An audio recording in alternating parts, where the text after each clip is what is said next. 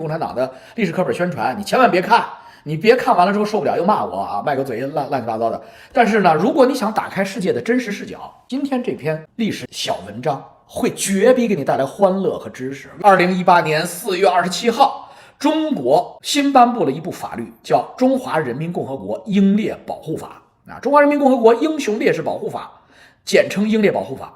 你會不會覺得很奇怪，為什麼要頒布這樣一部法律呢？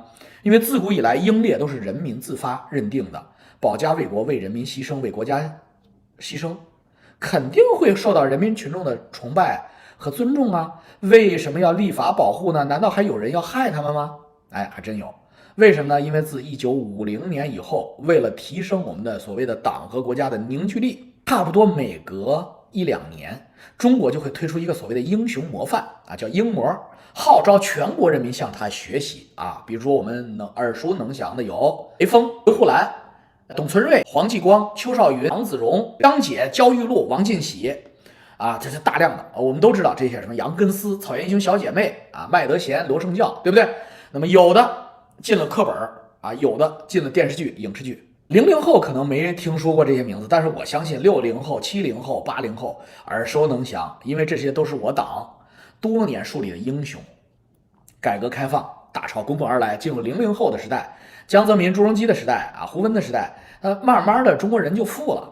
富了之後呢，中國人就有閒錢、閒袋兒，這個閒精力了，他就開始反思歷史，解構英雄。結果發現呢，很多英雄呢，他媽經不起推敲啊。比如說啊，最先爆雷的就是雷锋啊，大家都知道，雷锋啊死得很早，年紀輕輕就沒了，大英雄啊，向雷锋同志學習啊，毛主席题詞。但是大家發現一個事兒，哎，不對勁吶，就是雷锋扶老奶奶過馬路啊什麼的，做好事怎麼都有照片啊？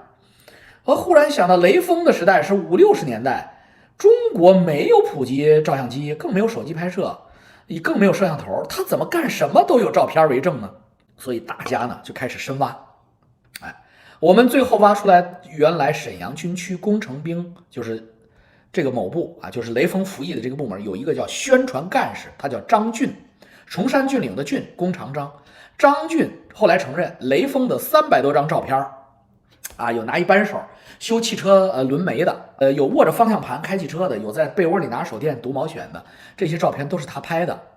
有在雷锋在卡上学毛选，有擦汽車啊，有寫日記，有補襪子。總而言之，大家都有這個印象吧？我們這同齡人都有。張俊後來承認，這些照片是為了宣傳擺拍的，哎，其實也就是說都是假的。那麼雷锋怎麼成為英雄的呢？啊，因為1962年，共產黨搞了一個運動，叫憶苦思甜運動。就什麼意思呢？啊，就是讓大家回憶1949年啊之前大家有多苦，沒吃沒喝，挨地主欺負啊。共產黨來了，大家都得解放，有衣服吃，有衣服穿，有飯吃，所以呢有多甜，生活有多甜，所以叫憶苦思甜。所以不忘階級苦，血淚仇，爹親娘親不如黨親。為什麼其根源就是因為59年到60年啊，那麼挨個大饑荒，所以呢，共產黨要用憶苦思甜的方式轉移矛盾。當然，在這個過程中出現了草台班子特有的烏龍，比如說我奶奶多次給我講這個故事啊，我爸也給我講過我奶奶的故事，就是我奶奶他們當時在農村生產隊也是大幹憶苦思甜，最大的烏龍草台就是議着啊，老百姓幾乎人人說着站起來說啊，先從旧社會的苦說，没苦硬說啊，說到1960年，那是真餓呀，那是真苦啊！他媽連地裡的白薯乾啊、白薯秧子全刨出來吃了，最後連榆树皮都磨了面吃了，從來沒有這麼慘過呀！打小沒記住這麼慘過，結果往往被村幹部及時打斷發言。哎，1960年您就別憶了，好嗎？好，咱們1949年以前的都知道吧？就是好多家裡邊有老年人的都會跟你講憶苦思甜的時候，老百姓憶着1960年挨餓，說這是最苦的一次。所以雷锋小伙子挺聰明，口才不錯啊。那麼憶苦思甜呢，雷锋就會編故事啊。雷锋是個很雞賊的人啊，真的客觀講，雷锋是個很會編故事的人。所以呢，他編了他自己啊，原發還是他自己，他編了很多解放前自己的这種啊，類似於三毛流浪記的故事。瀋陽軍區於是就決定拿雷锋作為典型。到處做忆苦思甜報告啊。有人說雷锋是毛主席私生子，那是錯誤的啊，一派胡言。有人说有诗为證，因为雷锋那时候有表有手表，雷锋那时候有照相机啊，那更是一派胡言，那是沈阳军区工程兵宣传部给宣传处干事张俊给他配的。所以雷锋日记里有这么一段著名的句子啊，当时疯傳全国。后来啊，我进了我们上小学的时候的課本啊，雷锋說，對待同志要像春天般的溫暖，對待工作要像夏天一樣火熱，對待個人主義要像秋風掃落葉一樣，對待敵人要像嚴冬一樣殘酷無情。最後呢，還譜了曲子唱成歌。大家知道雷鋒的學歷是什麼呢？雷鋒學歷是小學文化，哎，純粹的小學生，從未進過中學門。如今的反賊污衊啊，我們偉大的領導人、偉大的皇上沒上過小學，一派胡言啊。我們皇上是清華畢業的啊，所以呢，而雷鋒呢才是真的小學。很顯然啊，小學生是不可能寫出來這樣邏輯清晰、文采奕奕的句子的。所以張俊坦言，軍區為弘揚雷鋒精神，成立了一個寫作班子。雷鋒日記是寫作班子編的啊，集體編出來的。雷鋒的所有的故事，好人好事給災區捐款，戰友家裡困難背着戰友給戰友家裡寄錢，各種助人為樂，大部分都是寫作編子拔高的、升華的啊，也就是說是假的。所以呢，這不遭了報應了嗎？所以雷鋒呢年紀輕輕的也就沒了啊。後來啊，這個事情雷鋒這事兒一穿幫啊，這個大家還記得吧？有一個那個瀋陽軍區的老退休幹部在做報告，大家記得吧？這個視頻傳遍大江南北，有人質疑他雷鋒是真是假，他指天發誓，我說的話要是假的，我當場就是氣絕身亡，然後說完他就當場心臟病突發，真的就是當場心臟病突發就死了。所以雷鋒這事兒他媽後勁兒挺足的，不能瞎雞巴吹牛逼，真的是自己也有報應。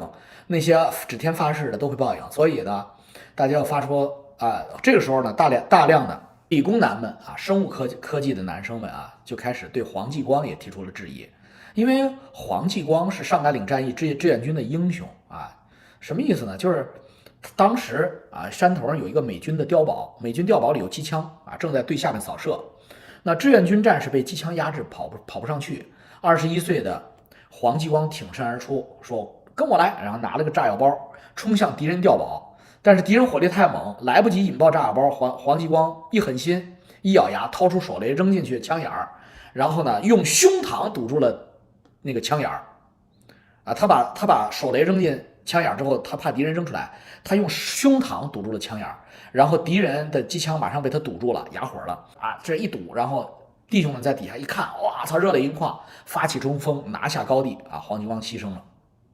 我們小時候都看過這段課文啊，深受感動。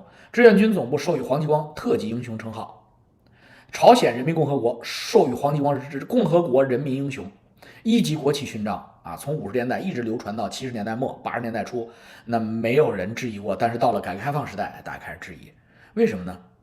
人到底能不能堵住槍眼啊？大家知道這個機關槍啊，尤其是重機槍啊，輕重機槍啊，它子彈是很大威力的啊，軍用輕重機槍的子彈威力大的嚇人，就這麼跟你講吧，碗口的樹啪啪啪就能打斷。那你說一個肉身啪擋住機關槍的槍眼兒，那人體組織是否會被這個大威力的軍用機槍彈連發打爛、打飛呀？人體是否有足夠的力量能夠挺在那個水泥牆上，讓子彈啪啪啪啪進去啊？我跟你拼了，足夠長的時間撐住，贏得後邊戰友100米衝刺的時間啊！物理上似乎是不可能的。你別告訴我，強大的志願軍戰士身體已經發生了異變，所以這些質疑呢就逐步的發芽，大有星火燎原之勢。那不直接打穿了？對呀，是啊。然後大家就開始興起一股歪風邪氣，就開始都挖。哎呦我操，這幫孫子騙我們這麼多年，我們操，我們這是不是一個一個的挨個的這個做一下這個丟滴滴認子，看他們哪個到底是騙我們的？所以朝鮮戰場的英雄們啊，繼而受到了前所未有的道德審判。那繼而星火燎原，乃至於解放戰爭，英雄們啊都受到了道德審判，甚至這個朝鮮戰爭和解放戰爭的合法性以及道德性都產生了懷疑。就是你打朝鮮戰爭，你死這麼多人，你甭管你堵住沒堵住機槍眼兒，你他媽的好像給朝鮮人民帶來的都是悲慘。你不是讓朝鮮過着他媽快樂幸福的人生啊！因为你看你打3·8線你没過去，人家3·8線南面现在南朝鮮叫韓國，我去 K-pop 漂亮，韓國護照全世界通用，韓國的收入也高。那北朝鮮人你就別說別的，你就看那個個兒就知道，北朝鮮人長得又矮又小，面黃肌瘦的。您別抬槓到底哪邊幸福，您就看人往哪邊跑。我們都聽說過脫北，我們沒聽說過脫南。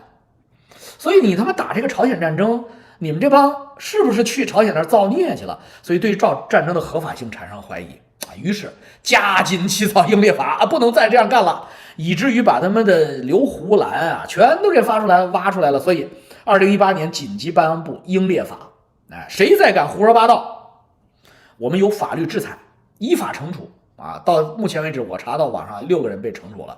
第一個被惩處的是個27歲的女博士，完了，女博士大家知道啊，女博士她不是男性和女性，她是女博士，她賣化妝品，她有24萬粉絲，她发了一个2021年，她发了一张網上圖片，她把董存瑞 P 成了個 gay， 就是她那本意很善良，她本意就是你看啊，我賣化妝品的，董存瑞 man 不 man 呢？哎，我都能給她 P 成美女，所以她把董存瑞 P 成了個 gay。以凸顯自己化妝品的魔力魔法，結果他被判刑7個月啊，違反了英烈法。2021年他被判了7個月啊，這女博士。還有一個叫大 V 啊，在國內大 V 叫羅昌平啊，這個更厲害，這220萬粉絲，這個真會抓人，沒錯啊。那看完了《長津湖》這部電影，他很受感動。那冰雕臉啊，在這裡邊凍成了冰雕啊，還有造型。然後羅昌平說：“你這他媽不是冰雕臉，這是傻雕臉啊，沙雕臉。”因為國內網絡語言沙雕就是傻屌，就是傻逼的意思啊，傻逼臉。配文啊，羅昌平還配了文說，半個世紀之後，國人少有反思這場戰爭的正義性，就像當年的沙雕臉不會懷疑上峰的英明決策。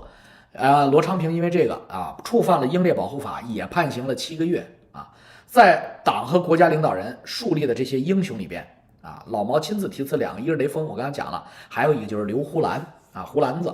劉胡蘭，人民群眾開始給他編葷段子，哎，當然，你們聽過劉胡蘭的那個小葷段子嗎？你們聽過嗎？給我扣一下屏啊！劉胡蘭，大家知道劉胡蘭被鍘刀鍘了，但是那個日本鬼子很殘酷啊，那個反動派也很殘酷，鍘劉胡蘭的時候把他衣服脫了，拿着給他鍘了，鍘完之後呢，那葷段子我就不講了啊，因為太葷了，我現在要保持我的形象啊，我要參政啊，所以老毛看到失身之後提了一個字叫生的偉大，死的光榮，所以我今天沒有講這個葷段子啊，因為什麼呢？這不是我編的，這就是北京都知道這段子。那我為什麼不講？因為我從政，我不能犯法。我要講了的話呢，我就肯定犯法了，我就觸犯了英烈法7個月啊。所以你們要是沒聽過啊，那你們這個段子是有關於毛主席看到那個照片之後的那種感慨的，就是生的偉大，死的光榮嘛。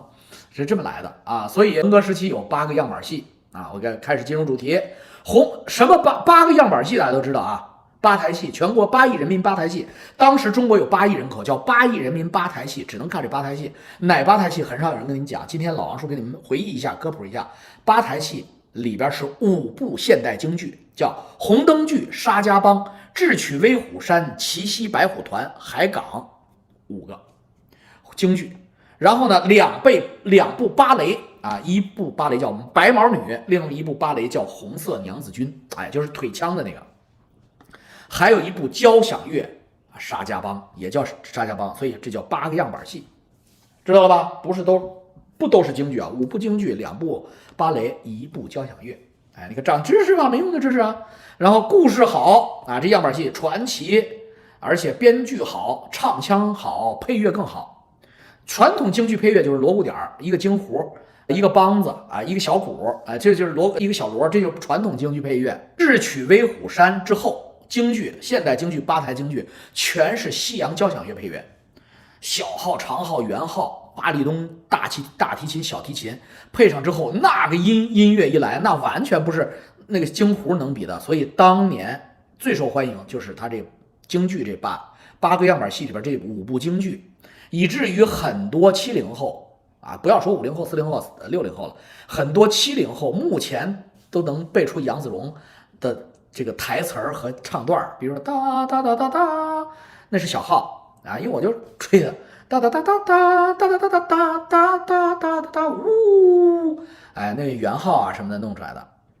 然后杨子荣的台词大家知道吧？天王盖地虎，宝塔镇河妖，脸紅什麼？精神煥發，怎麼又黃了？防冷塗的蠟。哎，那麼為什麼就是江青同志的藝術水平、藝術造詣是到位的啊？因為江青他畢竟是專業的上海灘演員出身，所以他專業人幹專業事兒。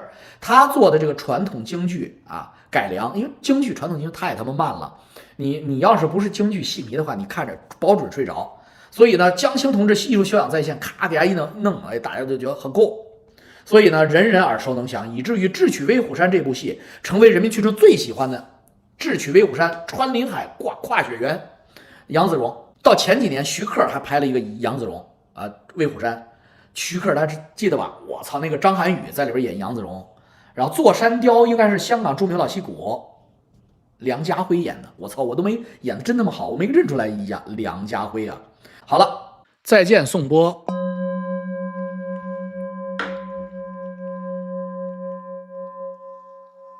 再見啊，過好每一天，都祝大家發大財。